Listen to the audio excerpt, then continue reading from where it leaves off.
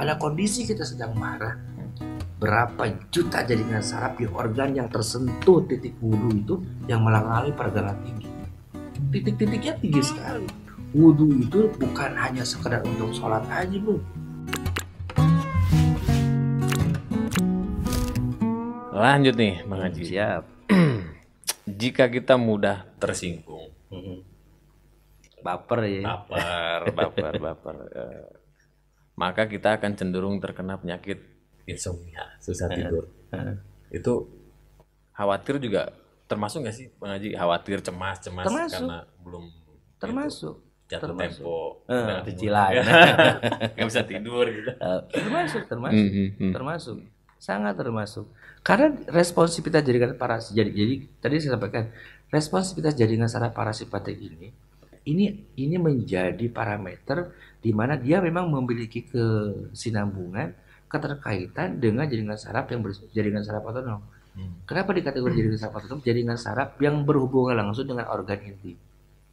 Jantung, ginjal, pencernaan, liver termasuk misalnya. Jadi dalam kondisi darah sedang tidak mengalami keseimbangan, kemudian tukak lambung, asam lambung, bagaimana mungkin orang bisa istirahat? Laju oksigennya aja over kok ke kepala kita, kan begitu tuh. Laju oksigen, laju darah yang melewati kerja bukti jaringan batang kotak dan segala macam juga banyak peningkatan. Bagaimana bisa tidur? Dia pasti akan mengalami tingkat kecemasan yang terbawa di alam bawah sadar, dan ini bisa menjadi momok buat kesehatan tuh si pasien.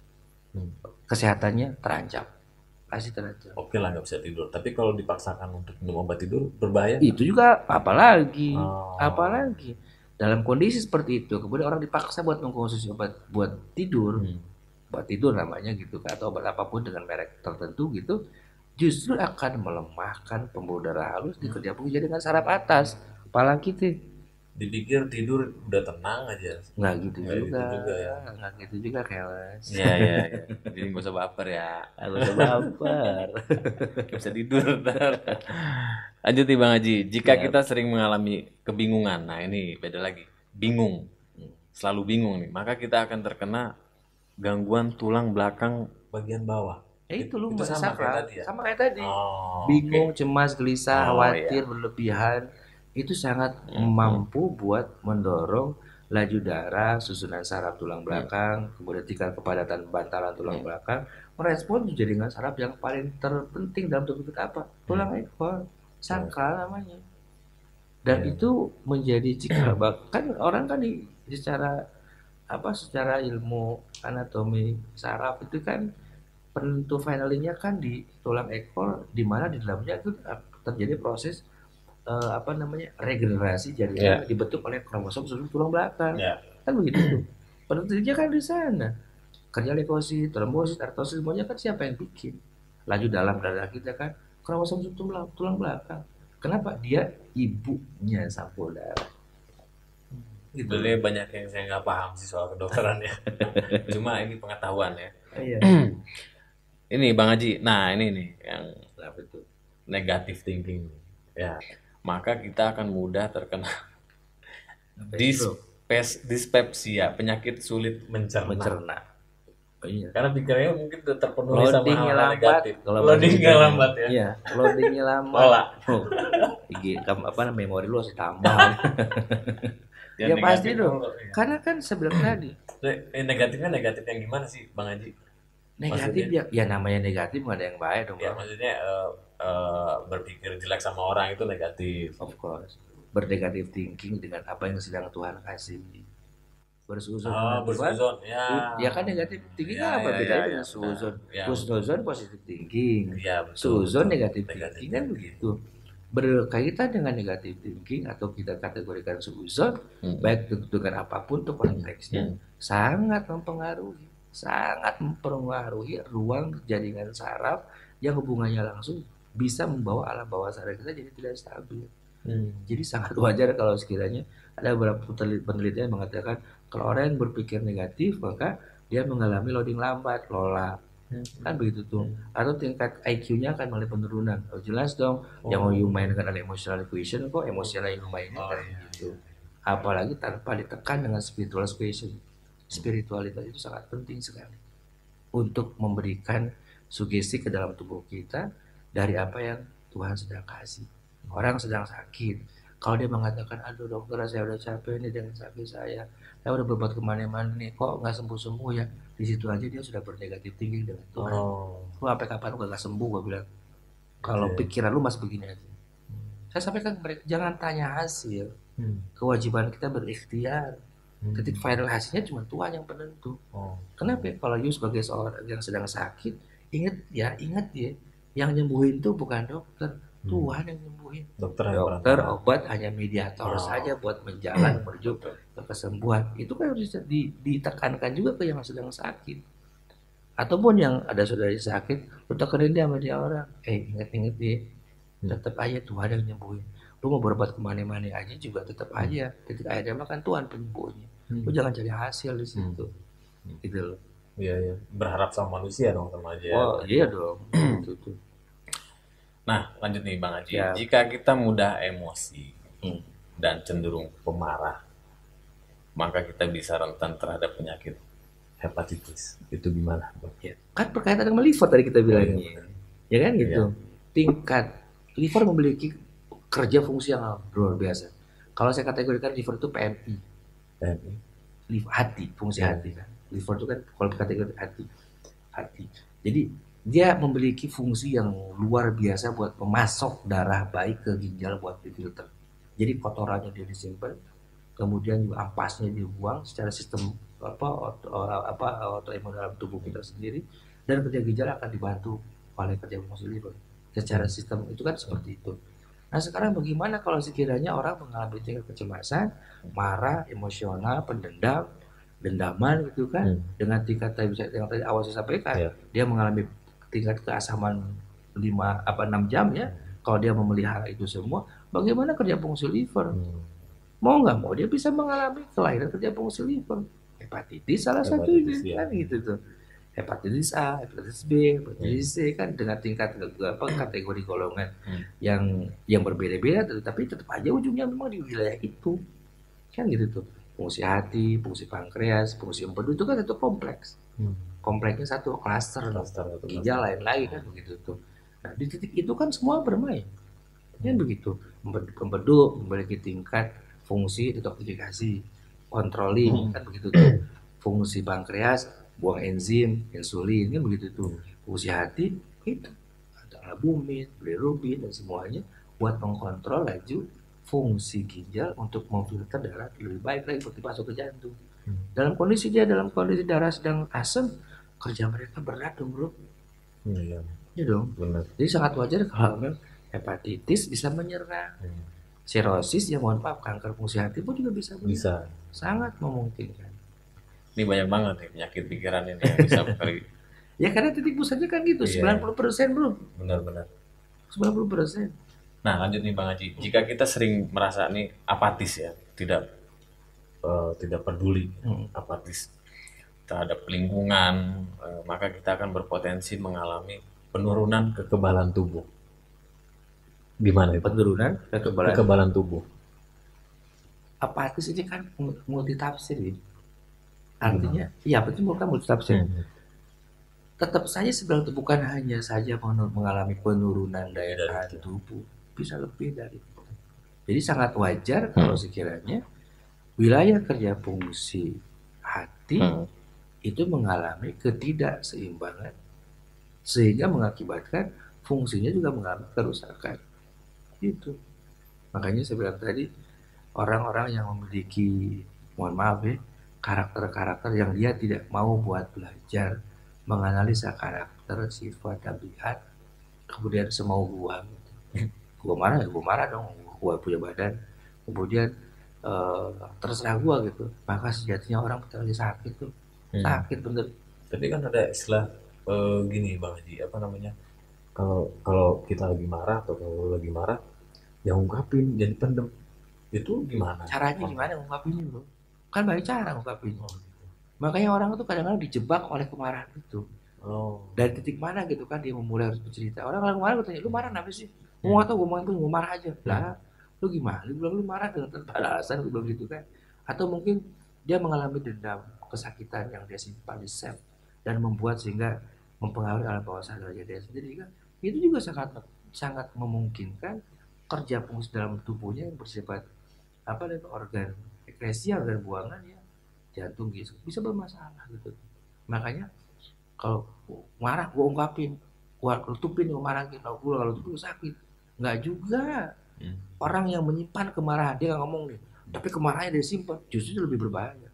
Berarti diungkapin, sebentar, ungkapinnya dengan cara yang gimana? Kan begitu itu. Makanya kan saya sempat menganalisa Dewan bahwa ternyata orang mampu buat meredam kemarahannya itu nggak ada lain teorinya selain teori yang bersifat spiritual question. Tetap ke sana. Kalau seorang muslim kalau lagi marah wudhu deh. Jangan salah itu. Orang muslim itu kalau kita ngaku orang muslim kita harus berbangga banget tuh. Kenapa? Wudhu itu bukan hanya sekedar untuk sholat aja bro. Kan gitu tuh. Bukan cuma bersihin badan. Sekarang gini loh. Pada kondisi kita sedang marah, berapa juta jaringan saraf di organ yang tersentuh titik wudhu itu yang mengalami peregangan tinggi. Titik-titiknya tinggi sekali. Dari kaki, tangan, wajah semuanya. Dan pada kondisi sedang dalam keadaan seperti itu, nggak ada lagi solusi selain dibasuh oleh air. Gitu loh. Dan saya sempat meneliti itu. Kenapa? Dan mudah-mudahan saja buku saya selesai gitu kan. Wudhu dalam ranah kesehatan itu. Ini sedang kita coba garap. Biar kita juga, biar kawan-kawan sahabat muslim juga yang memang setia di kacamata jus gitu ya, mampu buat menjadikan alternatif juga bahwa ternyata wudhu itu cuma bukan hanya sekedar buat sholat, buat baca Quran saja. Ini bisa jadi terapi marah loh. Gitu loh. Coba bayangkan saat orang marah pasti wajahnya merah, telinganya merah, tangannya gemetar. Berarti pada saat orang sedang marah, berapa juta jaringan sel dalam tubuhnya bergemur, bergejolak sehingga mengakibatkan seluruh elemen sarafnya mengalami peningkatan tajam. Solusinya apa? Kau basuh dengan air. Kan begitu tuh. Bahwa di telinga ini ada berapa ratus jaringan saraf. You tahu nggak? Di telinga kita ini punya satu telinga nih, daun telinga nih. Berapa jumlah sarafnya? Kalau saya mau membuka ruang sebagai seorang spesialis saraf, satu telinga ini dalam ilmu akupunktur gitu kan, lebih dari 274 jaringan saraf terminal saraf inti. Satu daun telinga bro. Gitu loh. Telinga dua itu tinggal kaliin aja. Titik wajah di sini gitu loh. Titik wajah di mari gitu. Ada berapa? Hampir 400 bro. Jaringan saraf. Kan gitu tuh. Yang mampu merespon kerja fungsi jaringan yang beda. Makanya bisa lihat orang yang lagi marah, lu lihat aja gestur wajahnya. Beda. Matanya lain. Napasnya beda, kan begitu tuh. Berapa saraf yang pada saat orang sedang marah mengalami peningkatan, dan solusinya nggak ditemukan dalam ilmu psikologi klinis. Kalau you bilang, kalau memang ada teori mengatakan kalian kondisi marah, lu harus cooling down. Cara cooling downnya bagaimana nih bro? Nggak ada, gue baca tuh di beberapa referensi buku-buku psikologi. Obat pereda rasa marah juga nggak ada. Nggak ada. Yang ada cuma itu, makanya bilang tadi. Ternyata tindakan marah mampu kita minimalisir dengan cara spiritual wisdomnya kita naikin. Salah satunya wudhu. Makanya kita bangga jadi seorang muslim di mana kita punya ajaran dari Rasul Muhammad tentang wudhu, bahwa wudhu bisa menjadi kesehatan. Yes. Saya sependapat. Kenapa? Saya analisa dari tangan kiri kanan, kaki kiri kanan, telinga, hidung yang digesot. Banget. Wudhu ini saya bawa ke ruang itu ya. Saat kita berdua kan kita tarik hidung. Pada saat kondisi kita menghirup percikan air gitu kan, berapa jumlah jaringan saraf yang berhubungan dengan sinusitis merespon pembuluh darah halus untuk membuka, dan itu menjadi ruang baik buat mensuplai oksigen ke kepala. Makanya ulang tadi saya pernah membuat penelitian seseorang yang biasa dia menghisap air saat dia berwudu, dia akan rawan kena serangan stroke. Kenapa? Jaringan sarafnya akan diperkuat karena pembuluh darah halusnya melebar untuk memperkuat semua jaringan-jaringan saraf di belakang kita punya kepala. Gitu. Itu bisa kita buktikan dalam dunia kedokteran. Makanya saya bilang tadi, kalau pertanyaan itu tadi pernah disampaikan, dok, gimana dong kalau kita marah? Solusinya apa ini? Kan begitu tuh. Apa kita harus keluarkan, letupin keluar? Curhat sama orang. Curhat sama orang bukan solusi bro. Lu wudhu deh gue bilang. lu basuh tuh anggota-anggota wudhu. Kenapa? Pada saat lu lagi marah, anggota-anggota tubuh yang biasa kita basuh saat berwudhu, di situ titiknya sedang mengalami peningkatan kerja saraf, dan itu akan menjadi parameter sakit apa sehatnya di punya tubuh. Itu kunci. Itu baru wudhu ya. Itu Belum baru kita- wudhu. Itu belum berapa juta oksigen yang tertransfer Iya, menjadi iya, dan iya, segala macam. Itu nanti lagi. Insya Allah adem, tenang berarti. Iya, makanya bilang tadi, Siap. belajar tenang itu tidak hanya bicara teori, tapi ada ruang-ruang yang bisa kita jadikan pembelajaran buat diri kita, plus juga buat pemirsa Kacamata News untuk menjadi acuan pemahaman bagaimana menyikapi saat kita marah untuk belajar tenang. Siap Bang Haji. Mantap nih soal Ya. wudhu. Nih Bang Haji, lanjut ya. Jika kita sering menganggap sepele semua persoalan, maka hal ini bisa mengakibatkan penyakit diabetes. Menganggap sepele. Supaya acuh berarti, Acuh. acuh. Kalau dari dunia psikologis, acuh, makanya bilang acuh ini juga bisa jadi multitafsir. Kalau orang masa bodoh, I don't care, gue nggak peduli, ya gitu tuh. Acuh aja deh, bodoh amat pasal gitu kan. Ada dua ruang dimensi yang harus saya jauh. Kalau mengarah kepada kelainan kerja fungsi pankreas, bisa, artinya kerja pankreas bisa terganggu gitu. Tapi kalau memang cueknya yang bersifat normatif gitu kan, jadi cuek daripada gue mikirin kemudian membuat gue sakit, itu gue cuekin aja kan begitu. Dan itu gak akan mempengaruhi sebetulnya, gak mempengaruhi. Untuk mungkin ini lebih cenderung ke si para jomblo-jomblo ya. Nah, betul. Jika kita sering merasa kesepian, maka kita bisa terkena penyakit demensia senilis atau berkurangnya memori dan kontrol fungsi tubuh. Benar. Kan balik lagi ke ruang psikologis itu. Dan ini sih dia bukan bicara jomblo saja. Orang yang ada, tapi dia memiliki ruang kesepian. Kan begitu tuh. Iya. Ruang kesepian. Dia merasa alone. Dia merasa nggak ada orang yang bantuin gua. Dia merasa bahwa gua kok hidupnya sendiri sih. Gua punya kawan sahabat sudah, tapi pada saat itu gua nggak sendirian banyak. Merasa terpuruk sendiri. Yes. Kalau itu dipelihara, saya bilang tadi, tetap sama kadarnya dengan tingkat kemarahan. Sama. Dia bisa mengalami disfungsi apapun dalam organ tubuh, bisa. Yang dia kejar bukan hanya itu. Bukan hanya itu yang dia sampaikan. Apa tadi itu? Demensia Demensia, senilis. Bukan itu saja, tetapi bisa mengoyak kerja fungsi usus besar. Dia merasa alone, sendirian. Iya. Hati-hati paru-paru. Paru-paru. Yes. Hati-hati dengan usus besar kau. Kenapa? Usus besarmu kalau kau mengalami ruang tersebut, kau bisa mengalami rinus obstruktif namanya, pelengketan kerja usus. Itu hati-hati, dipotong usus lu. Oh gitu. Kan gitu tuh. Lu gak bisa ngitut, lu gak bisa kentut, lu gak bisa gape. Bisa lengket ususnya gitu. Oh iya dong. Bisa kena ileus itu. Gitu loh. Karena kan pada kondisi dia merasa alone, gua sendirian baik ya. Enggak ada orang yang bantuin gua. Kemana nih semua ini? Kesedihan kayak hadir. Iya. Dalam ruang kesedihan tersebut, mau nggak mau kontraksi kerja fungsi usus sangat memungkinkan mengalami gangguan. Gitu. Siap. Satu lagi nih Bang Haji. Boleh. Jika kita sering bersedih, merasa selalu rendah diri, maka kita rentan terkena penyakit Kimia. Leukemia. Penyakit Kanker leukemia. darah. Kanker darah. Yes. Tapi Kok itu bisa? juga tidak bisa menjadi parameter. Bukan parameter. Karena kalau berubah langsung dengan leukemia, berarti berubah langsung dengan kromosom tulang belakang.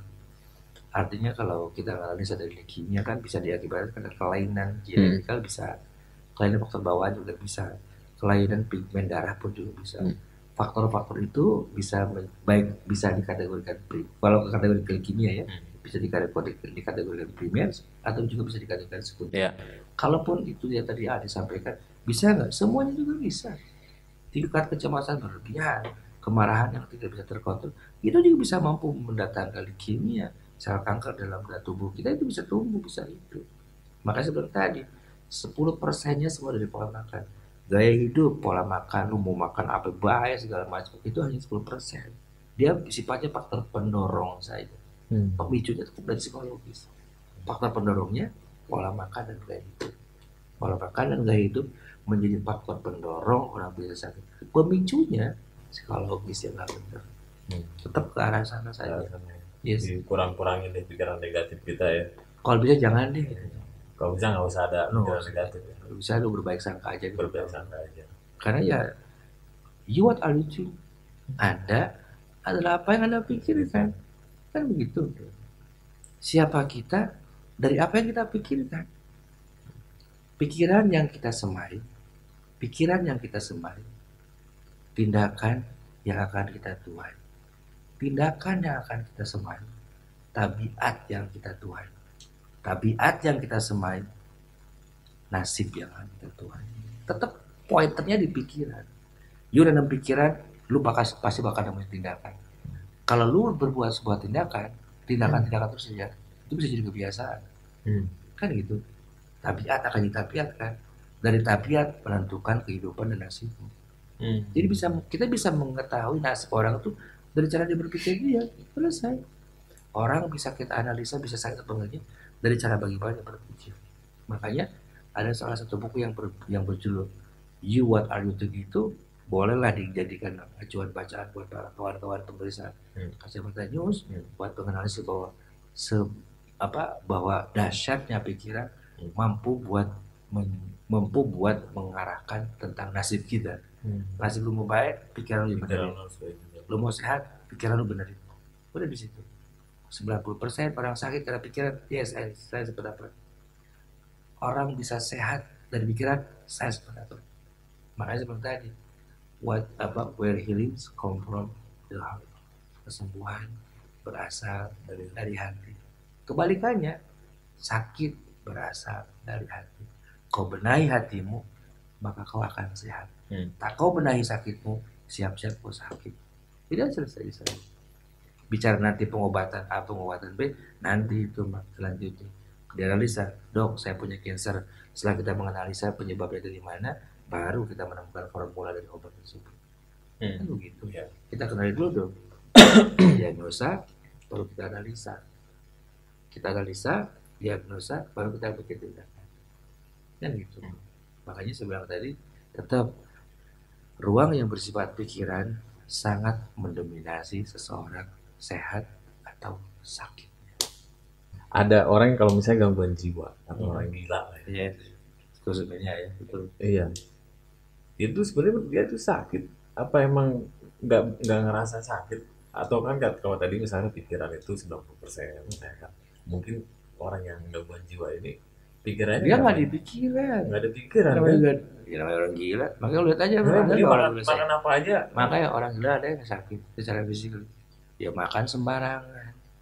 Karena dia nggak punya pikiran apa-apa, lempeng aja itu orang gila kan. Apa emang karena dia sakit cuma nggak dirasakan kayak orangnya Kalau sadar? Ada salah satu, ada beberapa yang seperti, tapi mereka tidak pernah menampakkan kesakitan karena ya itu orang gila. Lu mau jadi orang gila. Tapi kenapa dia gila? Nah itu juga sebut analisa psikologis kejiwaan. Bisa saja karena ada tekanan yang tanpa dia bisa kontrol, yang bisa mempengaruhi alam bawah sadarnya. Atau mungkin bisa ada kejadian yang membuat dia amnesia, hilang ingatan, benturan, kecelakaan, jedet, dia punya kepala, otak kirinya atau kanannya atau memori otaknya kena, tiba-tiba melongo, berkurang. Itu analisanya bersekutu analisa bersifat psikologi yang berhubungan dengan kejiwaan. Tapi kalau berhubungan dengan pikiran, orang gila memang gak punya pikiran orang gila. Nggak, maksudnya itu jadi satu poin atau bukti, tidak jadi ya? acuan. Itu di luar kita bicara orang gila. Gitu. Oh iya. Karena ya memang saya pernah dulu deh. Gue mau bilang ini sebetulnya kalau gue lihat manusia gitu, ini manusia yang paling jujur itu cuma orang gila. Manusia yang paling orang gila doang, dia nggak pikirin itu, dia nggak pikirin apapun, lempeng aja dia bilang itu. Dia nggak pikirin gue beli baju apa kagak, apa yang dia makannya dia makan, dia nggak mampu makan dia tidur, gitu. Jujur ya. Ya orang yang merdeka emang orang gila bilang gitu. Jadi kalau lu mau merdeka lu gila dulu deh, gue bilang gitu. Dan orang gila nggak ada yang kena corona makanya. Nah ada. Itu tadi bilang itu imun tubuhnya itu ya secara dunia kesehatan karena pikiran dia udah nggak ada. Dalam fikih pun juga dalam fikih gugur dia nggak sholat juga apa-apa kan begitu itu. Artinya ya, tapi tetap sih harus kita juga gali nanti ya. Kenapa sih Tuhan ciptakan orang gila? Nah, Nanti deh. Nanti deh itu berdiskusi yang lain. oke, siap. Di segmen berikutnya ya. Apa nih closing Statement dari Bang Haji, kita biar stamina kita terjaga lewat pikiran-pikiran kita, closing sedikit ya. Yang terpenting saya ingin sampaikan ke sahabat news adalah jaga pikiran kita. Belajar berpositif tinggi. Belajar tenang dalam menyikapi apapun. Karena dengan berpikir positif, tenang menyikapi apapun, dan belajar tenang dalam keadaan apapun, sejatinya Anda sedang melatih tubuh Anda untuk sehat. Lanjutnya, pola makan dan gaya hidup yang Anda jaga. Olahraga yang teratur, kan gitu tuh. Kemudian ya, makan makanan yang baik-baik, makan yang bergizi, jangan lupa istirahat yang cukup. Itu kan efek selanjutnya kan. Iya, iya. Tapi yang paling penting adalah jaga pola pikir, kemudian belajar untuk tenang, berpositif thinking. Bukan hanya pada keadaan, tapi berpikir baik kepada Sang Khalik, itu yang paling penting. Husnuzon dengan Tuhan itu bisa menjadi parameter sembuh atau tidaknya kita kalau kita punya penyakit. Kalau kita yang lagi sehat, kalau Anda mau sehat, bagaimana ruang pikir Anda manage gitu. Tapi kalau Anda tidak memanage ruang pikir Anda bersuuzon, membiarkan kemarahan berlarut-larut, menyimpan dendam amarah yang tidak pernah berujung, kemudian menyimpan kesakitan yang tidak pernah ada ujungnya. Siap-siap Anda sakit nanti. Siap-siap Anda sakit. Sebelum itu sakit, ayo kita belajar tenang, belajar berbaik sangka kepada Tuhan, berbaik sangka kepada makhluk Tuhan. Karena sejatinya kearifan itu timbul dari bagaimana kita berbaik sangka kepada sekeliling kita. Itu poin. Siap. Oke, berarti biasakan pikiran dan hati kita untuk selalu positif. Yes. Ya Bang Haji, dan disitulah letak sehat itu Murah. Benar ya Bang Haji. Nanti kita lanjutin di segmen berikutnya. Terima kasih Bang Haji. Sama-sama. Assalamualaikum warahmatullahi wabarakatuh. Waalaikumsalam warahmatullahi wabarakatuh.